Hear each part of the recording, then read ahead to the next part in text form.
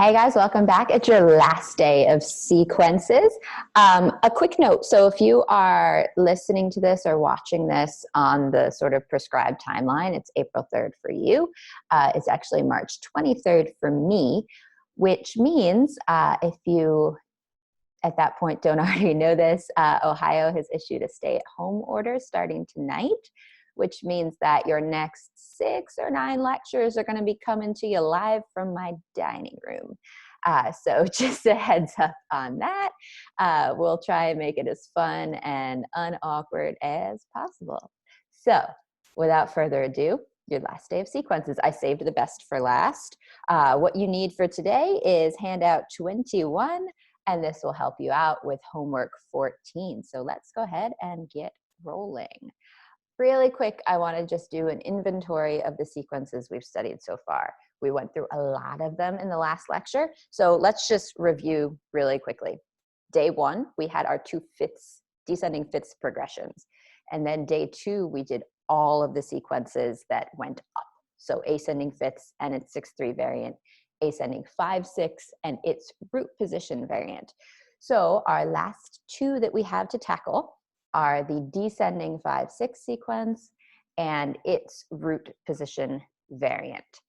Before we go and dive into that, homework 14, again, if you're sticking to the prescribed timeline, is due on Monday, April 6th. As you know from the revised syllabus, all homeworks are created equal at this point. There are no more weekly summary assignments. So this Friday-ish assignment is just the same as all of the other ones. It's weighted the same, all that fun stuff. If you have questions, as you know, just shoot me an email or pop into office hours. All right, so we are going to go ahead and get started.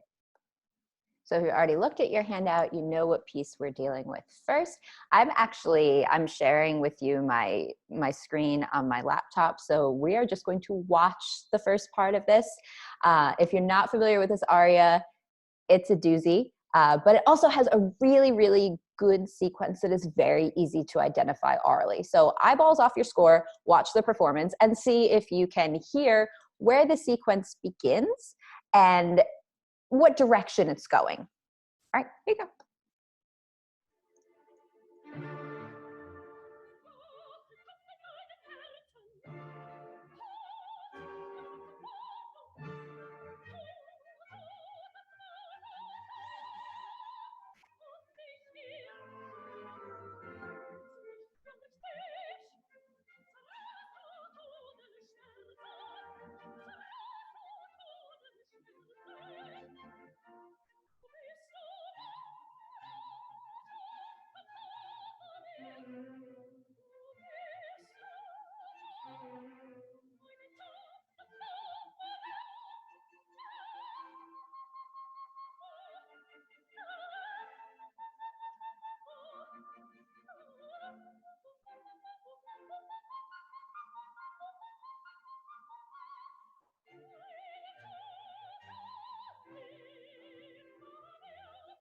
Okay, I'm going to stop it there. I'm going to link this in the comment section of the YouTube video. In case the sound is a little wonky, I tested it beforehand. I think it should be okay. But in case the sound is a little weird, I'll link it in the comments, and I'll also link it.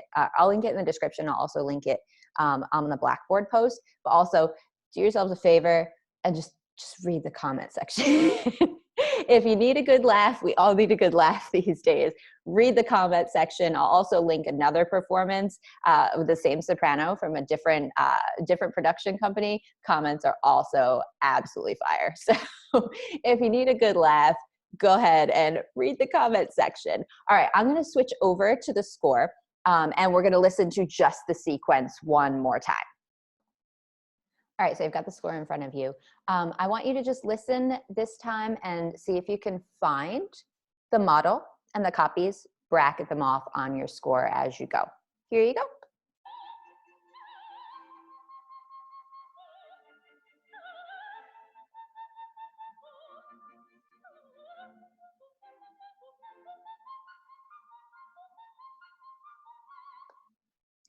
Okay, so like I said, this is a sequence that is pretty easily discernible just by ear. So I am going to go ahead and bracket off a model for you and check and see if you have the same one. So I'm going to call this little bit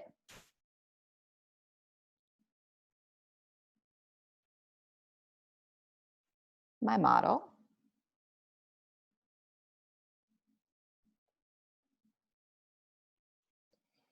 And that gives us a copy here.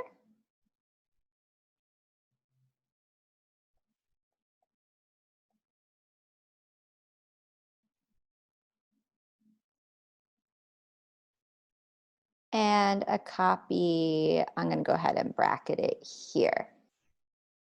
Not only is this sequence pretty easy to hear, it's also pretty easy to see once you're looking on the score. You can see a very clear motivic relationship between model and copy and copy. So what I'd like you to do right now is just take a look at the baseline. And I want you to, in your head, since you can't tell me out loud in class, I want you to tell me or come up with a brilliant observation about what the baseline is doing. And if your brilliant observation was that it is just going down by step, we are just trucking down the F major scale, you are correct. So the hallmark of this particular sequence is the baseline. We are just going down by step. Now what I'd like you to do is take a moment and give me root quality inversion of all of the 6 harmonies with the red circled notes. So root quality inversion, and then come back and check your work with what I have. Okay, so I have actually a lot on here. I went in and filled in root quality and inversion, so let's start there. That's the dark green annotations. So we start with an F major triad, we go to a first inversion triad, C major. Then we go to a root position, D minor, and then first inversion, A minor, root position, B flat major, first inversion, F major. In terms of harmonic motion, again, net gain of 0. We started on tonic, we ended on tonic in first inversion. We did not go anywhere from a tonal perspective.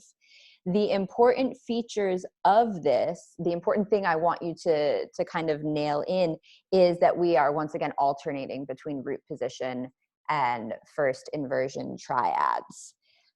In the light green, I sketched in the Roman numerals for the remaining part of the passage that is not that are not members of the sequence. So we start on tonic, and then the tonic triad actually kicks into the sequence, right? Our sequence ends here, and then we've got a first inversion dominant, resolves us to tonic, and then this little bit here, we have this repeated figure, 1 4 6 4 1. What type of 6/4 is that? I want you to look at it. Tell me something brilliant about what type of 6/4 we have there. And if your answer was, it is a pedal 6/4, you are 100% correct. And then we do the same thing here. So just remembering, and you have to do this on your homework as well, finding the sequence, bracketing it off, giving me model and copy, very important. Also important is remembering to give me the Roman numerals for the rest of the passage. Some of you are chronic Roman numeral forgetters. So as you're giving me the homework, remember to give me Roman numerals for the stuff that is not in the sequence. All right, so I want you to take a look at what you have in front of you. As you probably have figured out at this point, we're now 7 sequences deep.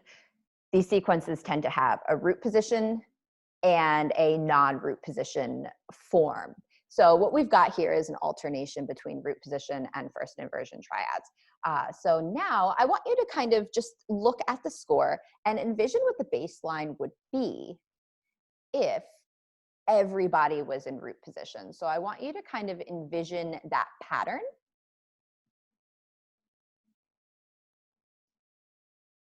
And then let's go ahead and take a look and a listen at the next piece. So flip the page for me. We've got a little Corelli excerpt. So I'm going to play this from the beginning the first time. I'll cue you in kind of to where this passage starts, to where bar 3 comes in. And then we'll take a couple of listens and see if we can intuit the sequence just by ear. All right, let's take a listen.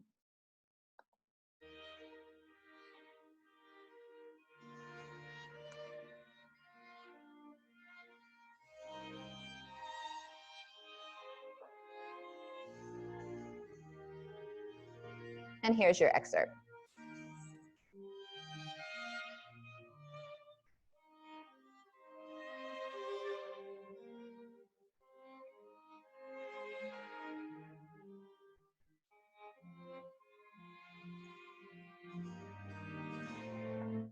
I'm going to play just from your excerpt one more time. It's really short, so I don't mind to take the time and the bandwidth to play it for you again. So here it is from right before your excerpt.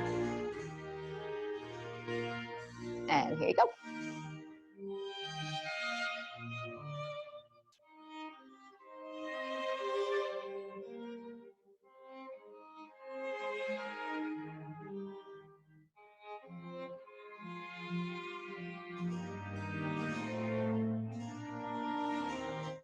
Okay. What I want from you first is just root, quality, and inversion.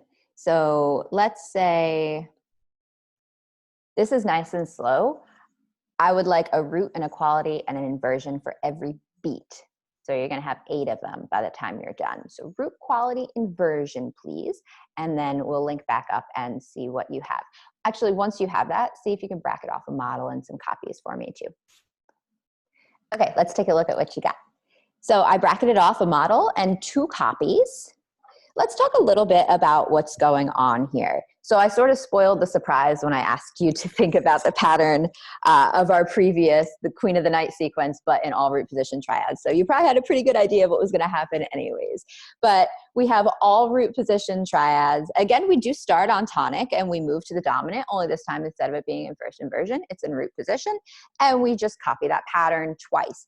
And as you get to the final 2 beats of this excerpt, it actually looks like we might be about to start a 3rd copy, because that F minor triad is still playing the same copy paste pattern as we've had for the last couple of bars. But the E flat major 6-3 is the guy that breaks the pattern and sort of kicks us off into non-sequential territory, which is why I have in the light green under here my Roman numerals starting with that F minor triad, giving that a 2, and then we go to a tonic in first inversion. Hey, I'm going to play this again, and I want you to try and sing the bass line along. So just on numbers, I'll sing it with you. I know some of you are probably not in places where you can just randomly break out into song, but I'm going to play it again. And I want you to at least try and follow the bass line with your inner ear. If you're able to sing it out loud, go to town. Here we go. This is 2, 1, 5, 6, 3, 4, 1. Now, if you just sang that and or listened to it with the bass line sort of extra expressed by my crackly old voice, you might be thinking that, oh, that sounds kind of familiar. I feel like I've heard that somewhere. I'm going to play for you another piece. So this bass line should sound pretty familiar.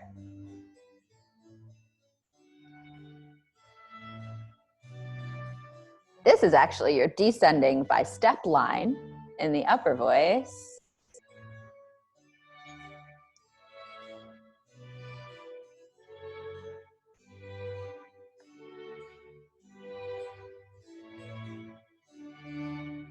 If you have not successfully named the tune yet,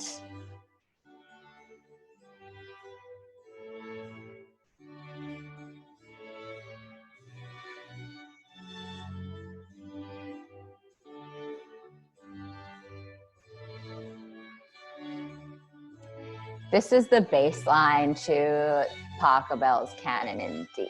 So it's often referred to colloquially as the Pachelbel sequence. Okay, I'm going to stop playing that now. So let's put labels on these now that we have successfully identified a couple in the wild. The descending 5/6, which is often referred to as the Romanesca. That's what we listen to in the Mozart. That has the stepwise bass line. We're alternating between root position triads and first inversion triads. Now, the Romanesca, or the descending 5/6, also has a root position variant, which is our Pachelbel sequence, which we heard in the Corelli example. Now you're done with sequences. You've got the 8 that I had on tap for you, all kind of in your inventory. So let's do a little bit of part writing. Again, part writing with these is super easy. All you have to do is copy and paste pretty much what is exhibited in the model, and then give me a predominant, dominant, tonic. I will fill this out and we'll come back and confer. Your predominant, dominant, tonic might be different than mine, but I will troubleshoot with you some common mistakes to make sure you didn't do anything, break any rules or do anything too weird. But fill this out, and then we'll regroup in a minute and we'll check and see what you got. Okay, so what you have here, your 2 copies should match mine exactly. One of the things that is actually really easily heard in the Mozart example, and if you look at the vocal line, it's very, very clear. Our models and copies are separated by thirds. So if you look at our model, we do the same thing down by third in our first copy, and then again in the second copy.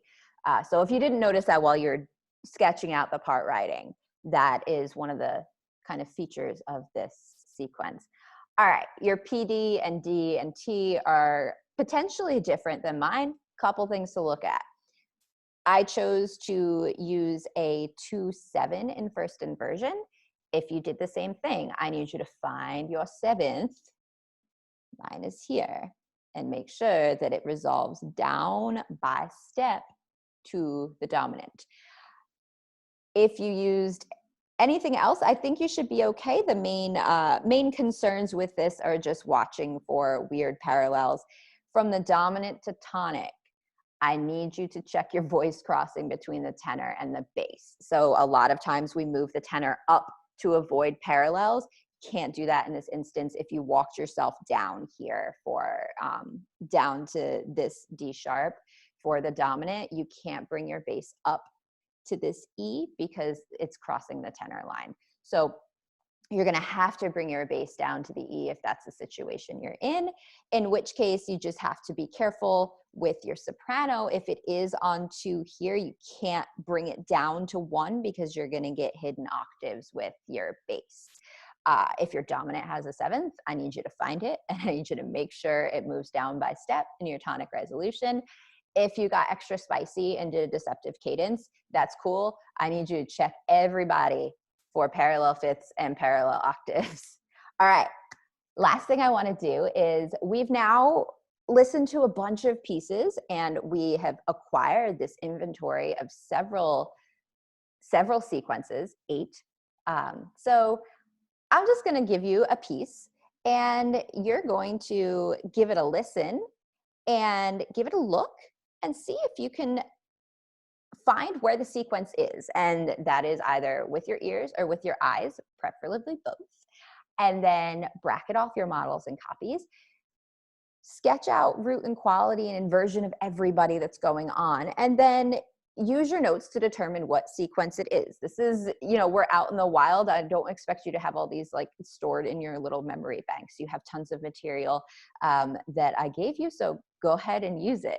So we're gonna listen to this, and I want you to try and use your ears and use your eyes on top of that. Find where the sequence is, pin down what direction it's going, and then we'll do some root and quality inversion to figure out what sequence it is precisely. All right, this is from right where your excerpt starts.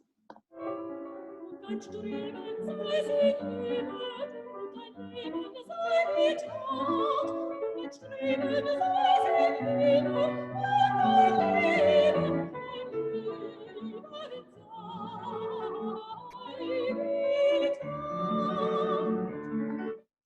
right, again, it's pretty short, so I'm happy to play it again for you. And beyond that, if you want to hear it multiple other times, you can just rewind me and listen. But here it is one more time. See if you can at least bracket off where you think the sequence starts, and we'll go from there.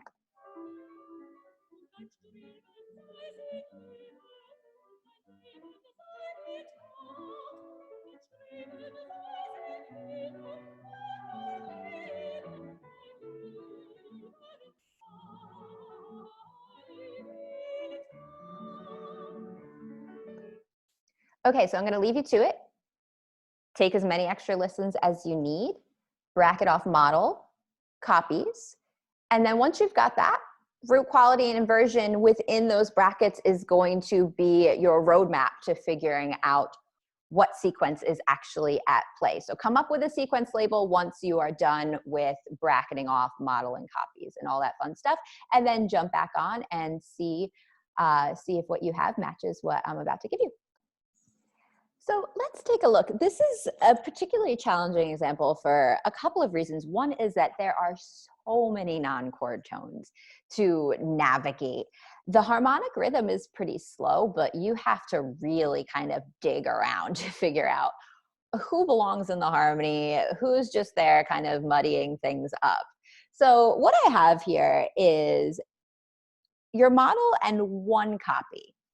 And we're going to talk about how the second copy sort of manifests itself in a bit of an interesting and unusual way. So the reason that, so some of you might have actually bracketed here as the start of your first model and have everything displaced by a bar. If you did that, I completely understand sort of what your thought process was.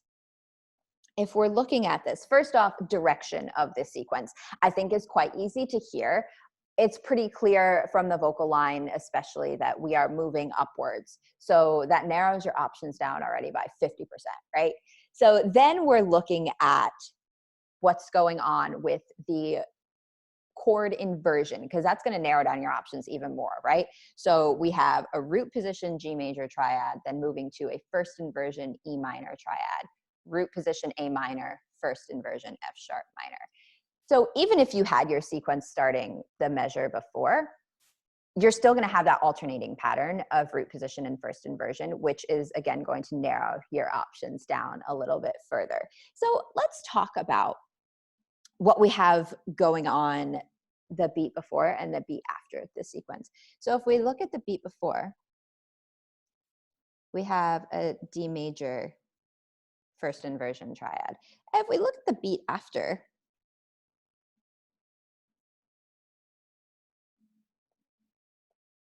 we have a B minor triad. Both of those actually fit the pattern, right? So the D major triad fits our alternation of first inversion and root position triads, and it also fits the bass pattern of just walking up by step.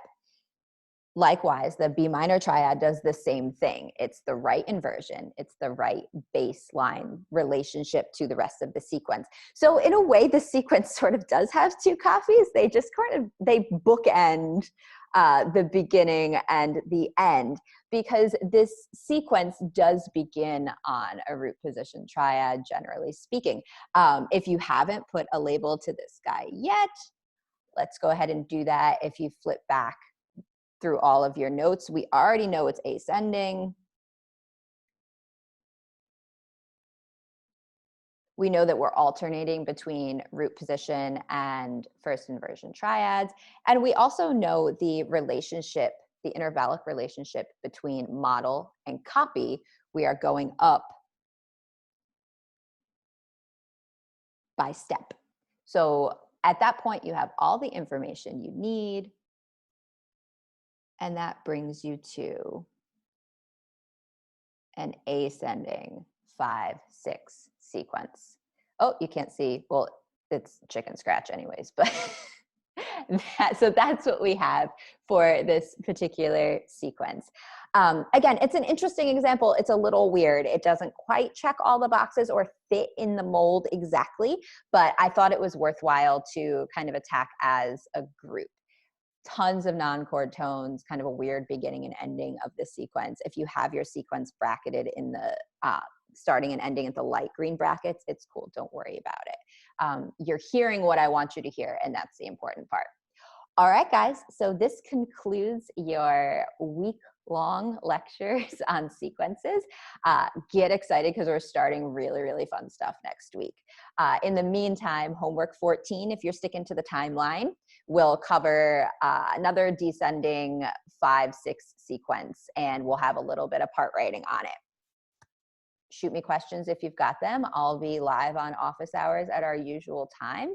Take care, stay healthy, wash your hands, and I will see you in a couple days.